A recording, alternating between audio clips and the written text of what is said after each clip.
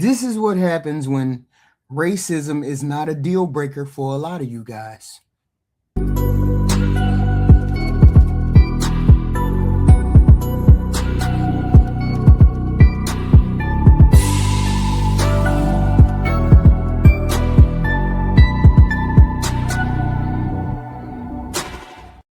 Hey, you all hit the like, share, subscribe.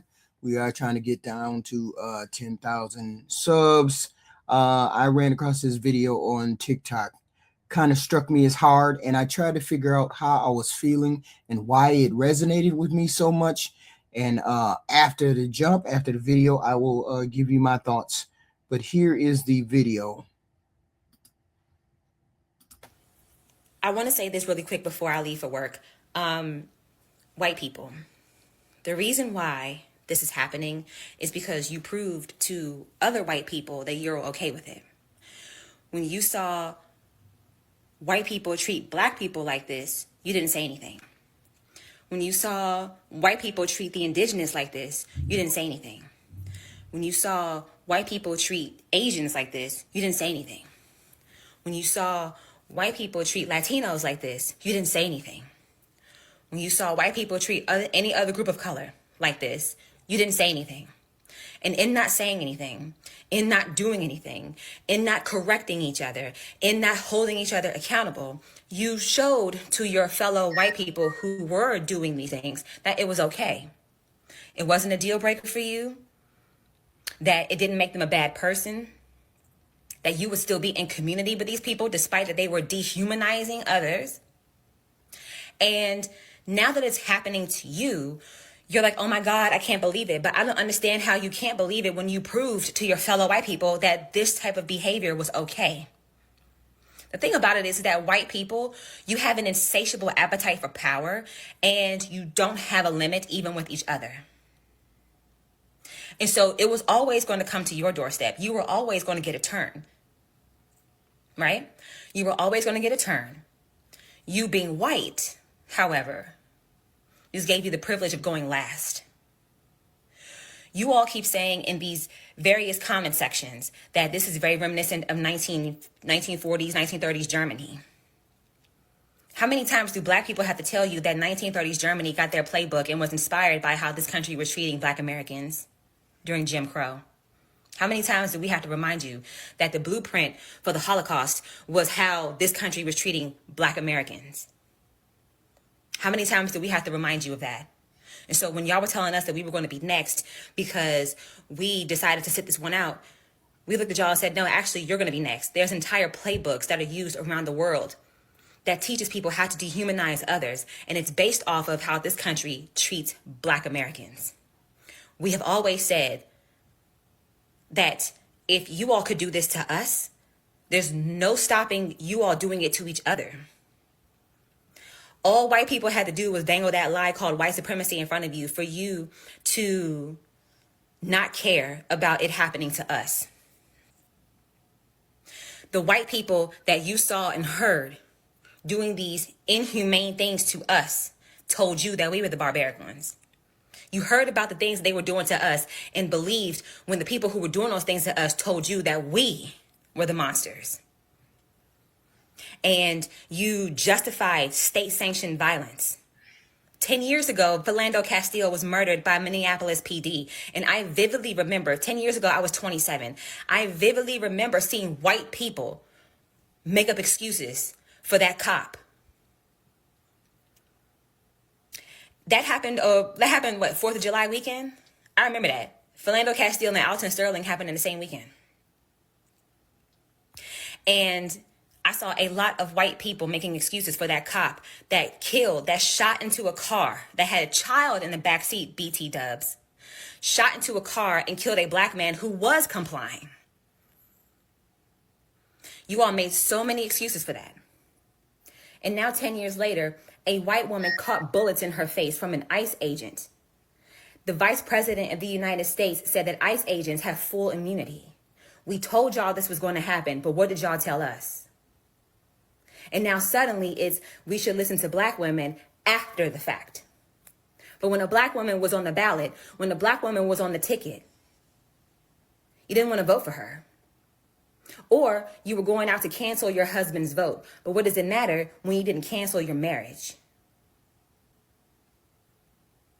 You said that you were voting blue, but then you still spent the holidays with your family that voted for that man 3 times. Because, oh, well, they're starting to come around. Yeah, the reason why they're starting to come around is because they're getting fucked right now. If it was still just the Negroes that was getting fucked, your family members wouldn't care. It would still be another day at the office. White people, you're selfish and inhumane. The fact that you allowed for this to happen, you saw what white people were doing to people of color, and that was not a deal breaker for you. And now you are so shocked and surprised that state-sanctioned violence is now being turned against you. We told you they were never going to stop. Again, you being white just gave you the privilege of being last, but they were never going to stop. This is all y'all's fault because you did not hold each other accountable. From the moment your ancestors got here all the way until today, you all have watched each other be demons and monsters towards anybody that has darker skin than you simply because we have darker skin. Something that we cannot control. Something that we have no say over. You sat there and watched your fellow white people treat us like less than dogs. And that was not a deal breaker for you. And you are now shocked and surprised that that level of violence is now being turned to you. It's because it wasn't a problem for you, baby.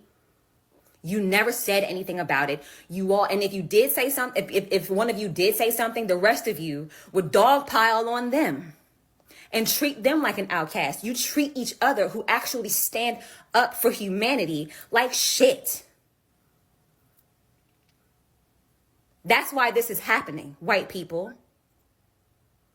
It's y'all's fault at the end of the day and at the beginning of the day too. I'm not going to mince my words. It is. Because you all saw what white people were doing and you didn't do enough to stop it. And now it's happening to you like we said it was going to happen and you're scared. Welcome to our life, babe. I don't even know how to say this without feeling tired and just disgusted, right? Tired of explaining it, tired of watching it, tired of people acting confused, white people acting confused about it. Because what's happening right now in this country, it didn't just fall out of the sky. It didn't just appear out of the horizon.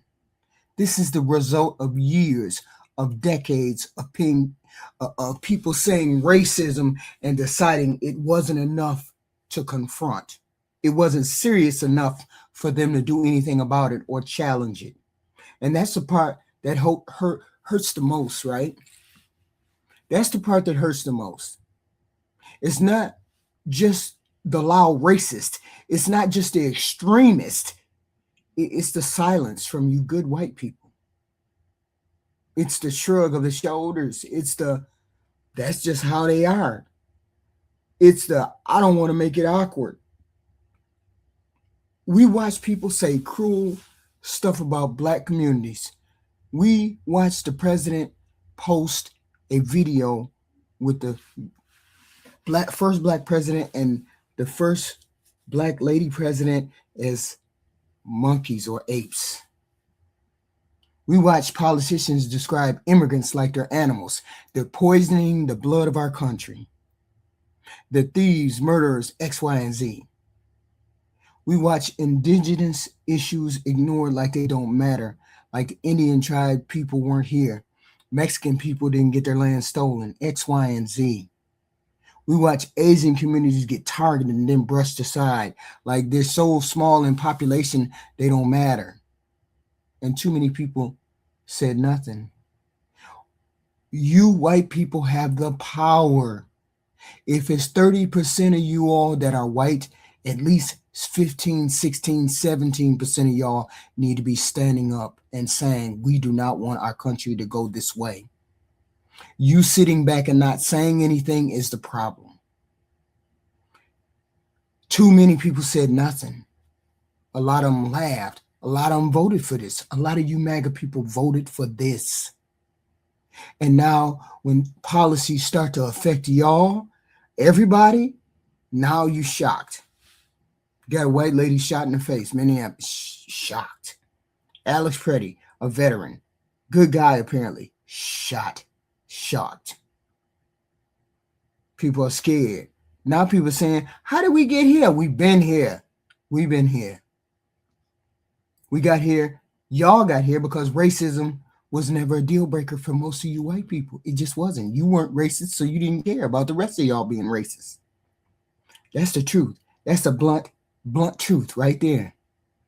It wasn't a deal breaker at dinner tables and your family, your grandma, your aunts, your uncles saying, nigga, nigga, nigga, nigga, nigga, nigga.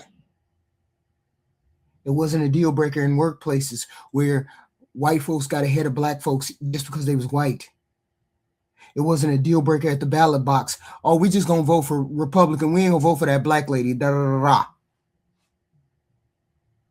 Even though that black lady represented all that we wanted. If someone said something offensive, but they were good in other ways, y'all let it slide. And I know a lot of Catholic people say, as long as Donald Trump is against abortion and he wants to protect abortion, people not getting abortion, we're going to vote for him. We don't care what he did. We don't care what he's the monster personified, but we still going to vote for him. Catholic, Christians, nationalists, X, Y, and Z, da, da, da. Even if he used dog whistles but promised lower taxes, people let it slide. If a policy hurt black and brown communities but didn't touch white comfort, people let it slide. And every time it slid, the line was moved.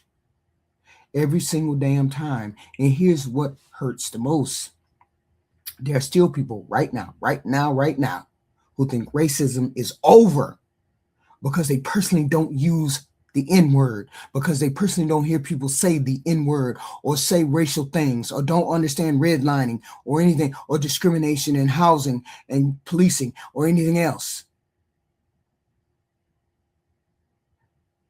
Because people think that it's over. That's not how it works. Racism today isn't always out front and loud. We just saw a white supremacist try to get a job in the cabinet of the president and was proud of what he was saying and how he was saying it. Just out there saying wild shit about race and eugenics and all that other stuff. White grievance, crap like that. Racism isn't loud. It's people like him. And you think he's the greatest thing since sliced bread? Oh, he like my brother. Or he's like my father. He ain't bad. He don't talk that racism stuff to me. Racism is baked into who gets stopped, who gets hired, who gets believed, who gets shot, who gets grace, who gets deported, who gets the benefit of the doubt. And when leaders stand up and use language that paints whole communities as threats, like all of these politicians, these right-wing, these Republican politicians have been doing, that shit matters. When the president downplays police violence, when leaders talk about immigrants like invaders, poisoning our blood, they need to get out. Our country ain't no good. They done messed up our country. That doesn't just disappear into the air. When they treat diversity, DUI, affirmative action, when they treat it like a problem instead of reality, it gives people permission. It tells people who already have biases, you're not crazy. You ain't crazy. You believe what I believe. We believe the right thing. We just ain't got to say it out loud. But some people did. Some people cheered about this crap.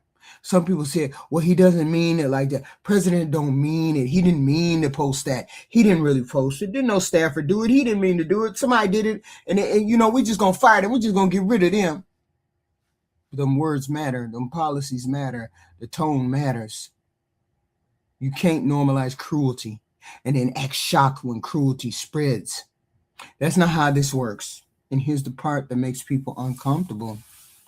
There are still a lot of white people who don't think they're better than anybody. But there's also still a lot who quietly believe this country belongs to them, that their culture is the default, that white is the default, that their fear is the real emergency, nobody else's, that their discomfort should set national policy, Catholic that the Catholic religion should be the religion, that English should be the language, that whiteness should be the default. And as long as that belief is there, even quietly, racism will continue to thrive and survive. Not because everybody is evil, no, but because too many people protect comfort over courage.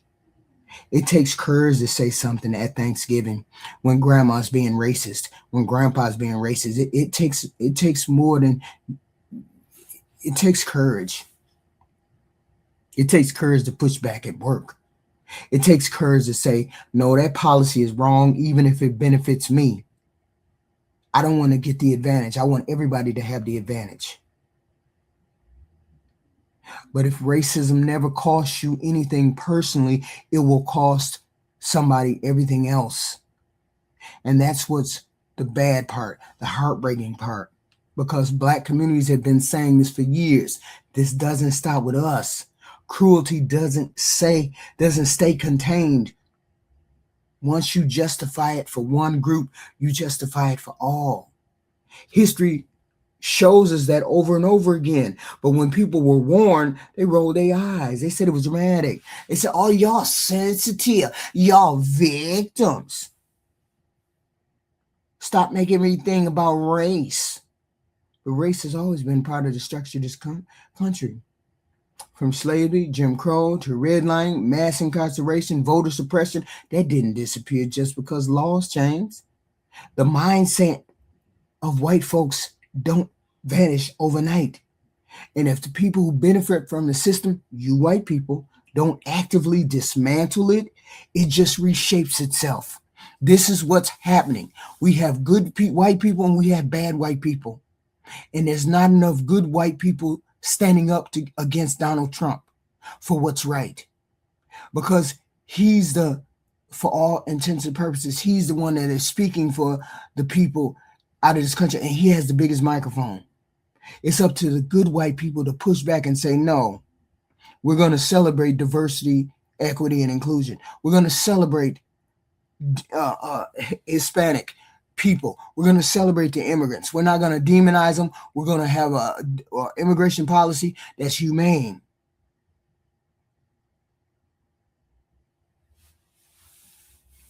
So if people who benefit from the system, which is mostly white people, who don't actively dismantle it, it will reshape itself, as I said. That's why silence is so dangerous. Silence tells us the loudest voices that they represent everyone. Silence tells politicians that racism won't cost them votes. Silence tells children watching that this shit is normal. And then years later, we wake up and ask how things got so divided like we are right now. They got divided because truth was ignored. They got divided because empathy was selective. They got divided because it was easier to protect family harmony than protect marginalized people.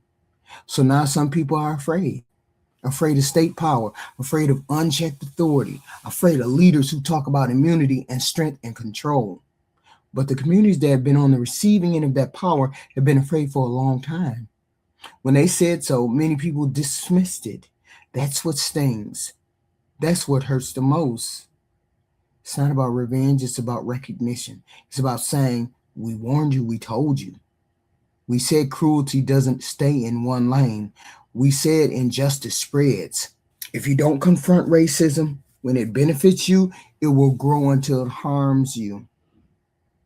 And here we are, still arguing about whether racism is real in 2025, Lord have mercy. Still debating whether words matter, still pretending that privilege doesn't exist. Privilege doesn't mean your life wasn't hard. See, and that was a problem I had with Charlie Kirk. Charlie Kirk was one of these people that said, oh, racism ain't there no more. We don't have that problem issue. That's a dangerous person. That was a dangerous person. And that was that racism we're talking about that just puts it in a corner and pretends like it's not there when it is there, when it's very real. Okay. Privilege doesn't mean your life wasn't hard. It means your race wasn't the reason it was hard. People keep saying, no, I'm a poor white person. I don't have no privilege. Yes, you do. Privilege doesn't mean your life wasn't hard. It means your race wasn't the reason it was hard. That's it. And until more people understand that, really understand that, and are willing to challenge it inside their own circles, this cycle won't end. It won't ever end because racism doesn't disappear from outside pressure. It changes when people inside the dominant group refuse to tolerate it anymore. You white people have to stand up. And I made a video about that. Not quietly, not occasionally, consistently, until it no longer is socially acceptable. Ain't no way somebody should have made it to the Capitol to be interviewing for a job and he had those racist views that he had. And everybody said, oh no, it ain't no deal breaker. Some of us feel like that. No. No. Just no. Until it costs people relationships and votes and status to hold those views, that's when the change is going to stick. Until then, we're going to keep having the same sad, angry conversation about race. It's time for you white people to stand up to your own other white people. This is where people's heart get broke the most because maybe y'all don't have the strength to stand up to your own kind and say, no, I don't know.